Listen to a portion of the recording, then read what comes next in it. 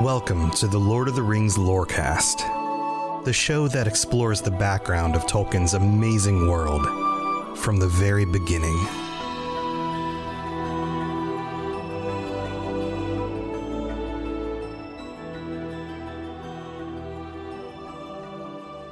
We are now at the Battle of Five Armies, and this has been a moment that I've been waiting to get to for a very long time, because it's a really cool moment.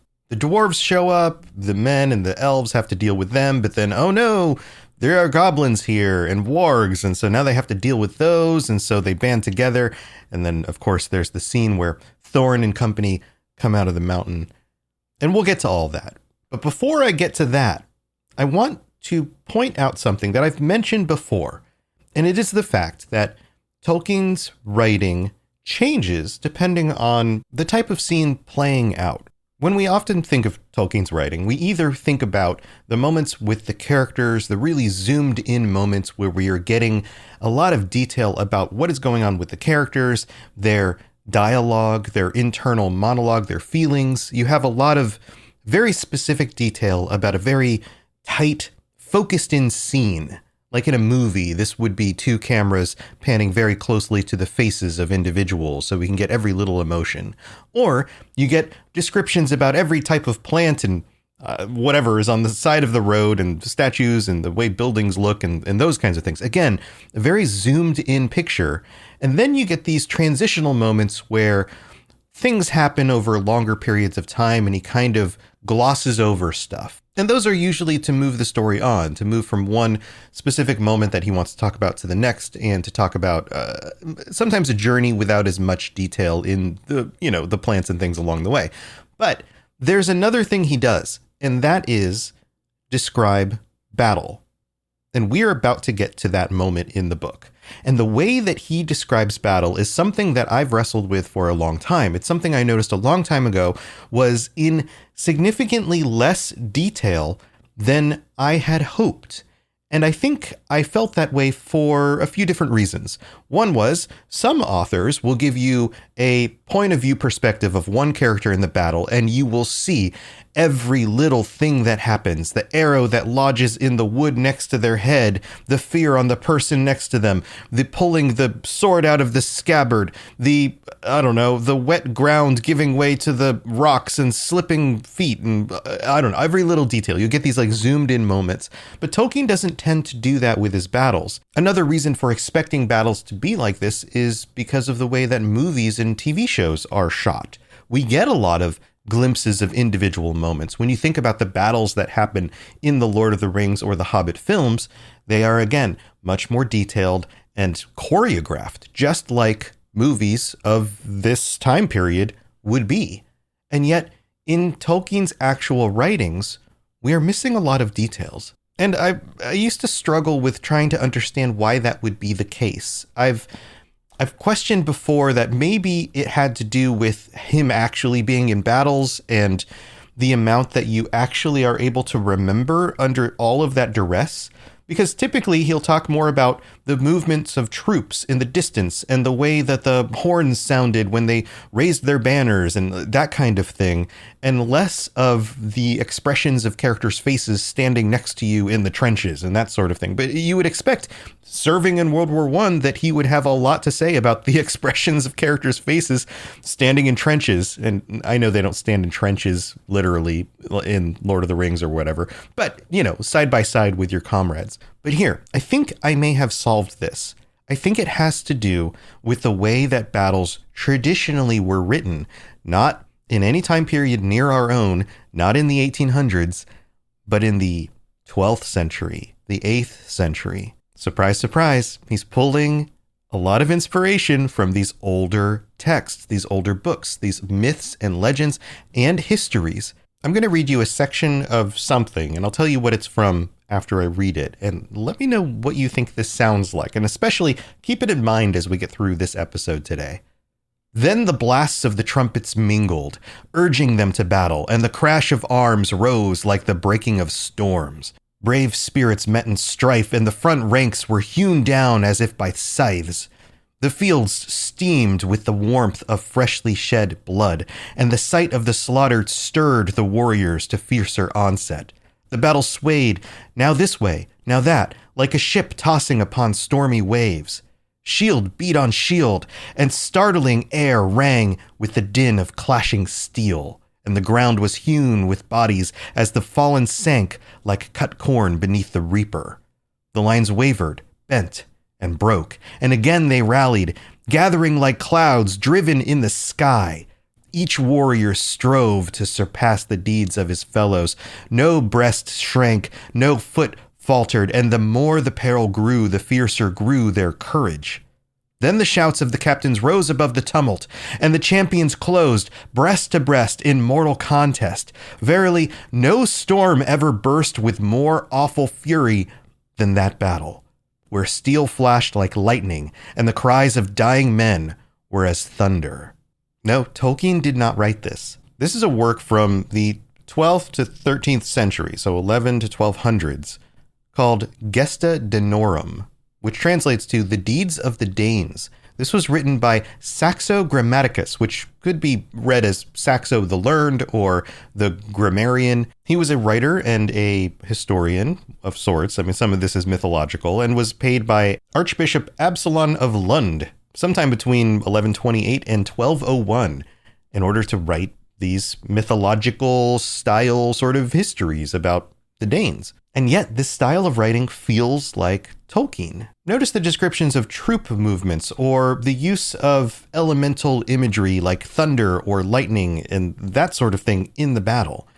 Also, we're not zoomed into any specific character. It's more of kind of a panned out, larger perspective that also still elicits an emotional response to that moment without really zooming in on a specific character. The armies themselves are like characters, if not even something more fundamental or organic, the way that things buckle and flow like water, almost like two gigantic living beings striving with each other in some sort of strange conflict rather than groups of men or something like that. And we get something very similar to this in the Battle of Five Armies and also in Tolkien's other battles. I think the answer is that he's not just simplifying battles and pulling things out of perspective and moving away from characters because he no longer thinks that is useful for writing, but instead he's writing battles the way he has studied and read battles historically, the way they were written. And this reminds us that battles are not just something that one individual experiences from one location on a battlefield.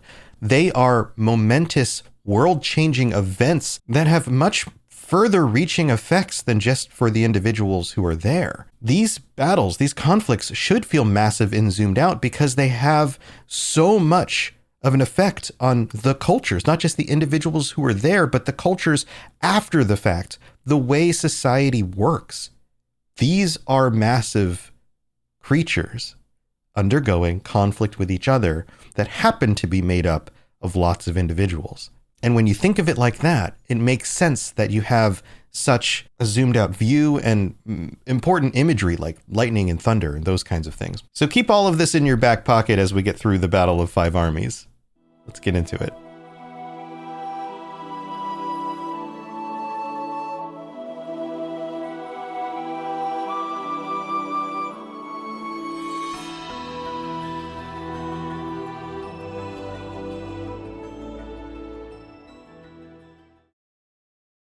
The second half of this chapter begins with, "So began a battle that none had expected, and it was called the Battle of Five Armies, and it was very terrible."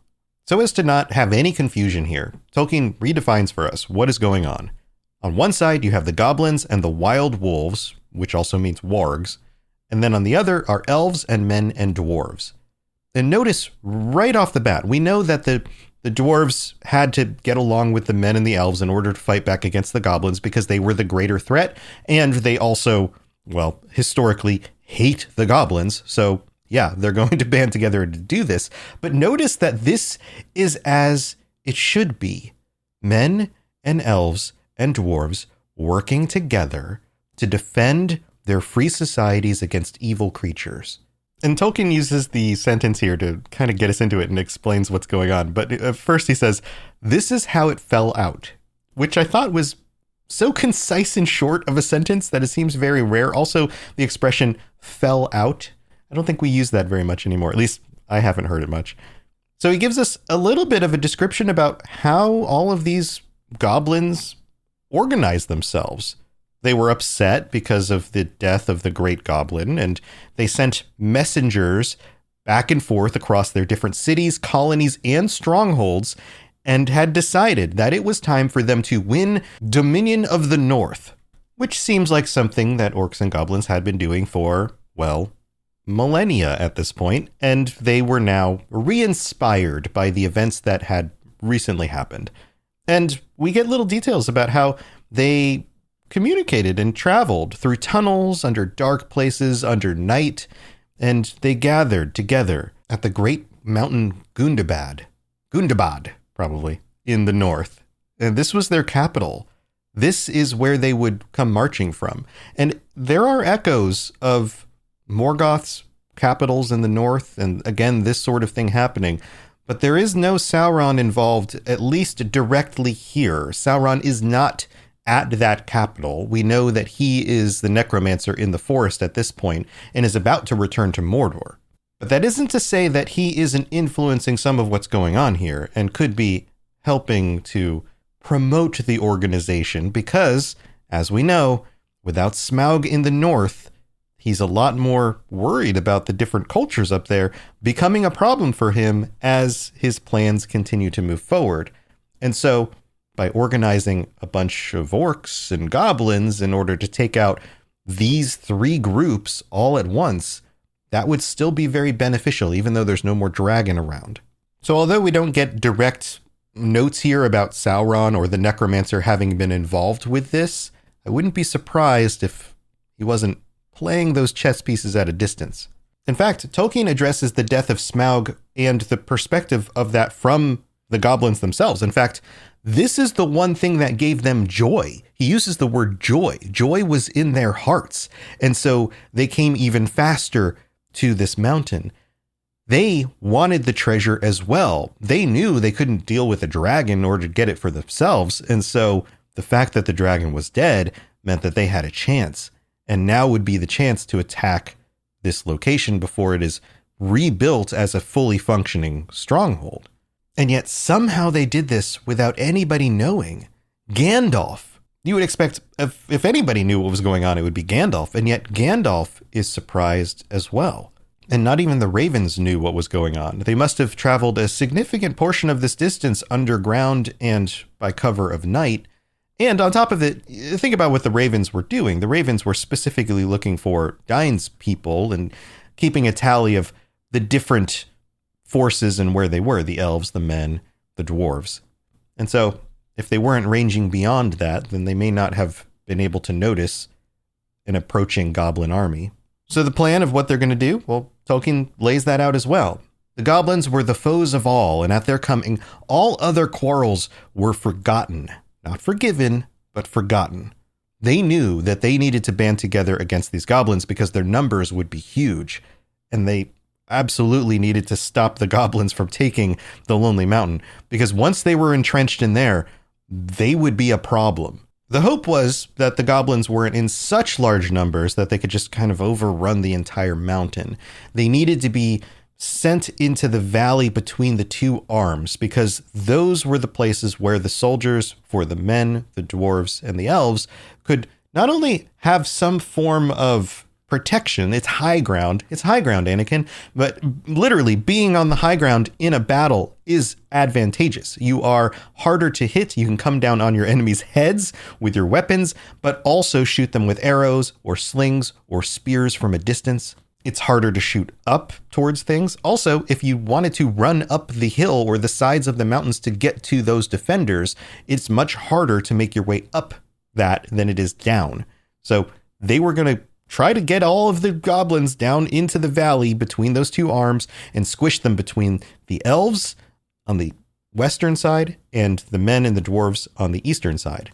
But this would only work if their numbers weren't so much that they could actually climb over sections of the mountains and then come down on the defenders from even higher locations. And in this section of the story, we're starting to get these like wide angled shots of everything that's going on, troop movements and those kinds of things, with little glimpses of dialogue. Pieces like Bard shouting, to the mountain, let us take our places while there is yet time." So you have individuals, but it's not directly written from that one person's perspective, the entire chapter or this entire section. It's like the camera is panning around, giving you a sense of everything that's happening all at once. And just as the men and the dwarves and the elves take up their locations in those arms of the mountain, we get the beginning of the goblins' army coming through. Ere long, the vanguard swirled round the mountain's end and came rushing into Dale. These were the swiftest wolf riders, and already their cries and howls rent the air afar. We are not getting troops marching in rows. We are not getting spearmen and shield bearers. We are getting wolf riders. Now, you might think that they're just scouting out the area, but they don't seem to be functioning the way that a strategic military would be functioning. If anything, they are in a wild rage and all moving as fast as possible in order to attack the dwarves and their other enemies as they possibly can. So it's not so much that these wolf riders were their scouts and at the front of the army and then ran into the other army and then get attacked because, oh, here you are, we found you. It's more of they were just the fastest ones, and so they arrived first. As Gandalf had hoped, the goblin army had gathered behind the resisted vanguard and poured now in rage into the valley, driving wildly up between the arms of the mountain, seeking for their foe. Their banners were countless, black and red, and they came on like a tide in fury and disorder. This was a mass of goblins and wolves and anything else, all moving, all trying to get there as soon as possible. Everybody wanted to be the first goblin to kill a dwarf and then to kill another dwarf. There was not organization here. This is, again, like in the intro, this is the movement of some sort of wild creature that happens to be just a blob wanting to absorb and destroy everything in front of it. And then we get a little bit of a perspective from Bilbo. It was a terrible battle, the most dreadful of all Bilbo's experiences, and the one at the time he hated most. And then this clever little remark here, which is to say it was the one he was most proud of and most fond of recalling long afterwards, although he was quite unimportant in it. This tells us so much, right? Bilbo's not going to play a big part in this. He is not a warrior. He's going to keep his head down. He's going to put the ring on, and he's going to try to get out of the way. In fact, he puts it on early and then tries to avoid the dangers. But we're reminded that, well, it's not a shield that will protect him from everything. You know, a random arrow could still hit him. He has to watch out. It's just that he won't be targeted directly because he's now invisible. This also gives us expectations for what's going to happen with this battle. We are not following Bilbo and he's about to do some sort of super important thing and kill Bolg or something. No, he's going to just try to survive, and then he's going to tell stories about it later, which feels like a very Bilbo kind of thing to do. And then Tolkien uses the battle to give us even more insight into the different groups and characters. The elves were the first to charge. He tells us this is because their hatred is cold and bitter. They have hated the goblins for so long now, millennia, that they just can't wait to kill as many as they possibly can. Now, think about this from the perspective of the elves. Many of these elves have been around since the First Age, or maybe longer. And they have had conflicts. They have had stories. They have probably known individuals in their long lives who died in goblin wars from previous ages of the world. And then we get this wonderful kind of zoomed out description of what's going on with their military. Their spears and swords shone in the gloom with a gleam of chill flame. So deadly was the wrath of their hands that held them. And then their enemy piles up in this valley, right? And they send a bunch of arrows after them. Against it, a shower of arrows, and each flickered as it fled, as if with stinging fire. Notice the fire imagery here. It's very similar to that first passage, right? These weapons, the attack, this is using elemental imagery, and maybe those are on fire. Maybe this is some sort of magic that the elves are using, or maybe it just feels like it. It's not exactly clear. The yells were deafening. The rocks were stained black with goblin blood. Again, this feels like that text from the beginning. And then the dwarves on the other side get their chance. They cry out, Moria and Dine, Dine! And they plunge in with their mattocks, taking on the goblins.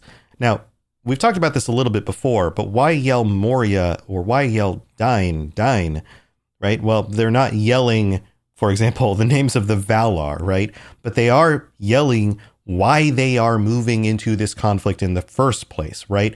They are seeking revenge for the events that happened at Moria. They are supporting and following their leader. These are the calls that are motivating them to war. So this first group of goblins that have moved their way into the valley are trapped between these two arms and these two armies, these very capable armies that are now taking many of them down. And so they start to panic and they run back down the river. And then they're in such a panic here in the middle that their own wolves start turning upon the goblins and eating them or attacking them because they're in a fright. And this feels good. This makes sense. These two armies are very seasoned at fighting goblins, and they have an advantageous location to do it from. But yet, there's something else that's going to happen that they do not expect. Goblins had scaled the mountain from the other side, and already many were on the slopes above the gate, and others were streaming down recklessly, heedless of those that fell screaming from cliff and precipice to attack the spurs from above. The very thing that they didn't want to happen is happening. The goblins are good at climbing stuff, and there are tons of them. And forces have now scaled the mountains behind them and are coming down from an even higher location. Again, in a frenzy, they're falling down. Some of them are not making their way down the side of the mountain in one piece, but that's okay because there's so many of them that do. And the goblins now have an advantage on both of these defenders. Victory now vanished from hope. They had only stemmed the first onslaught of the Black Tide. Notice that description, the Black Tide.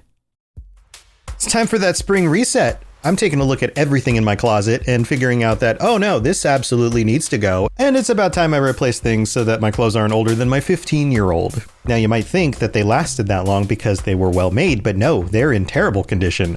Unlike the new jeans I just got from Quince. Jeans have always been my personal go-to because you can kind of wear them for lots of different things, but maybe they're not your thing. Maybe you're looking for, 100% European linen with insanely soft flow knit activewear fabric. It's definitely getting warmer, and their flow knit activewear is moisture wicking, anti-odor, and soft enough that you'll actually want to wear it every day. So pick out what you want. You can't go wrong because they have prices 50 to 60% less than similar brands. And like I said before, they are high quality. I continue to wear their clothes all the time, and I know that these new jeans are going to last me a lot better than the other things in my wardrobe. And on top of it, they look great. They're so comfortable. And I spent just as much on the jeans that I am now cleaning out of my wardrobe. So if you're looking for something better, just all around better, go check out Quince. So go do it right now. Refresh your wardrobe with Quince. Go to quince.com/ringslore for free shipping and 365-day returns. Now available in Canada too. Go to quince.com/ringslore for free shipping and 365-day returns. Quince.com/ringslore. And I'm just going to take a pause here real quick. Remember at the beginning of this book when we were reading something that felt like a children's fairy tale? And here we are, reading text that feels like it was directly out of The Lord of the Rings. The tone here has completely shifted at this point.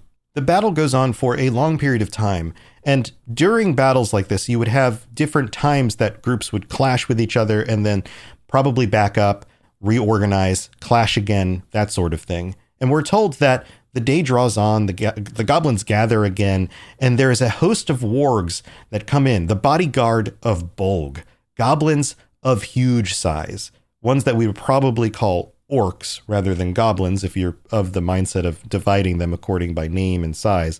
And these had scimitars of steel. And on top of that, the day was coming to a close. So the strongest, most organized section of the goblin army shows up, and it's about to become dark out. That will only benefit the goblins. The forces of men and elves and dwarves are not designed to fight in the dark.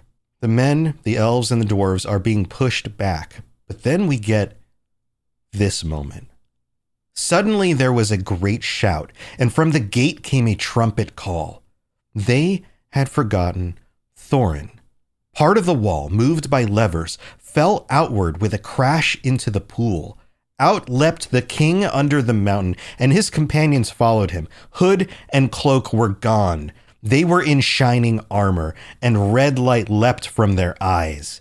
In the gloom, the great dwarf gleamed like gold in a dying fire. So a few things to note here. Yes, we had kind of forgotten that Thorin was a thing. Also, there's, 12 of them? So, okay, they're capable dwarves, they're armored, they're ready to go, but they aren't like another host of 1,000 people in an army, right? But there's something very strong about this idea that the king himself, even though he's been a jerk for the last chapter or two, decides to come out. And we get some symbolism here, right? The red leaping from their eyes. They are angry at these dwarves. How dare they show up and try to take their treasure, right? But we also get this line at the end. In the gloom, the great dwarf gleamed, Thorin himself, like gold in a dying fire. Why not in a raging fire, like his rage against the goblins? But no, gold in a dying fire. This feels like foreshadowing, right? Thorin moves through this force, cuts through it like butter. Thorin wielded his axe with mighty strokes, and nothing seemed to harm him. To me, elves and men, to me, oh my kinsfolk, he cried, and his voice shook like a horn in the valley. He's drawing them to him. Notice that just a little while ago, he was ready to murder all of them, and yet things have changed. Down, heedless of order, rushed all the dwarves of Dine to his help.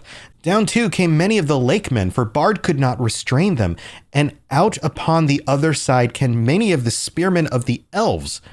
Everybody gathers around Thorin. This drives the morale up, and this is an important point.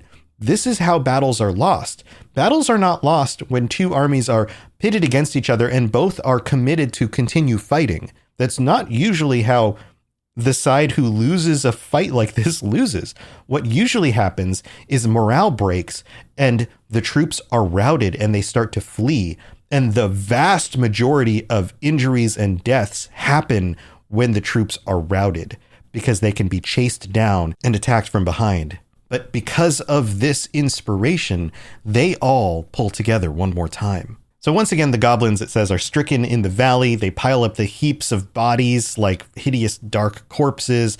The wargs are scattered, and Thorin pushes right up to the bodyguard of Bolg.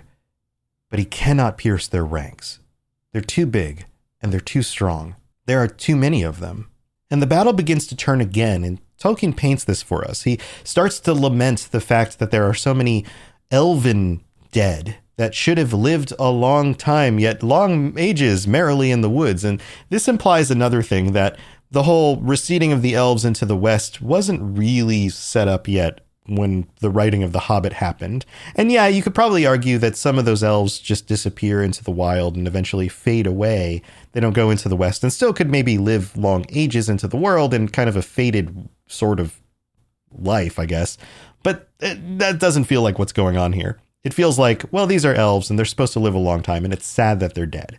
And this group of attackers, Thorin and company, and the people that have followed him in are now surrounded. They have to shape themselves into a circle, which is the best defensive structure they can possibly do, being surrounded by so many of them. The bodyguard of Bolg came howling against them and drove in upon their ranks like waves upon cliffs of sand. Remember the passage from the beginning. It said, the battle swayed now this way, now that, like a ship tossed upon stormy waves. Similar imagery here. Also, and again they rallied, gathering like clouds driven in the sky. The use of natural imagery here is very similar. And now finally, as the battle is coming to a conclusion, we get a perspective from Bilbo again. He watched all of this in misery. And we also learned something very curious. He decided to stay up with the elves because he preferred, on the whole, to defend the elven king. And we have to remember, yes, the elves did treat the dwarves poorly and locked them up, and Bilbo had to live with them for a while. But I think he also learned that they weren't just terrible people. There's more to them than that. And Bilbo had always had a love of elves. Gandalf, too, I may say, was there, sitting on the ground as if in deep thought, preparing, I suppose, some last blast of magic before the end. Notice, everyone expects Gandalf to send fireballs raining down on the enemies or something like that, but he never quite does that. He could set pine cones on fire, but there aren't any pine cones here. And then finally, we are zoomed back in to Bilbo fully from the perspective of the events of the battlefield, because we get Bilbo's actual thoughts. That did not seem far off, meaning the end of the battle. It will not be long now, thought Bilbo, before the goblins win the gate and we are all slaughtered or driven down and captured. Really, it is enough to make one weep. After all one has gone through, I would rather old Smaug had been left with all the wretched treasure than that these vile creatures should get it. And poor old Bombur, and Balin, and Fili and Kili and all the rest come to a bad end. And Bard too, and the lake men, and the merry elves. Misery me. I have heard songs of many battles, and I have always understood that defeat may be glorious. It seems very uncomfortable, not to say distressing. I wish I was out of it. Tolkien is making a point here. Battle is supposed to be glorious, but it is anything but. It is stressful. It is terrible. He mentions multiple times it is terrible. It is uncomfortable and distressing. And then we get the eucatastrophe. The clouds were torn by the wind. A red sunset slashed the west. Seeing the sudden gleam in the gloom, Bilbo looked around. He gave a great cry. He had seen a sight that made his heart leap, dark shapes small yet majestic against the distant glow. The eagles! The eagles, he shouted. The eagles are coming! Bilbo's eyes were seldom wrong. The eagles were coming down from the wind, line after line, in such a host as must have gathered from all the eyries of the north. The eagles, Bilbo cried, dancing and waving his arms. If the elves could not see him, they could hear him. Soon they too took up the cry, and it echoed across the valley. Many wandering eyes looked up, though as yet nothing could be seen except from the southern shoulders of the mountain. The eagles, cried Bilbo once more, but at that moment a stone, hurtling from above, smote heavily on his helm, and he fell with a crash, and knew no more.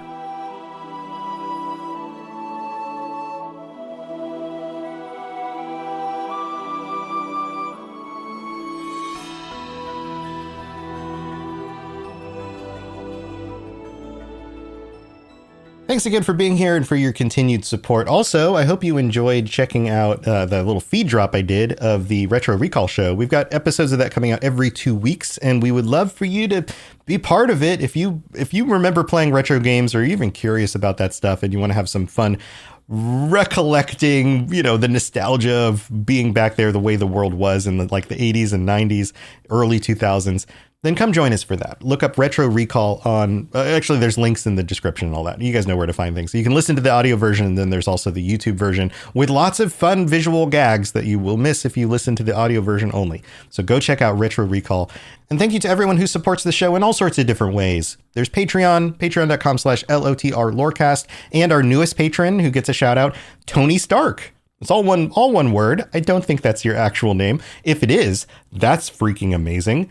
Welcome. I'm so glad that you decided to join us. Also, I have to shout out all of our VIP patrons.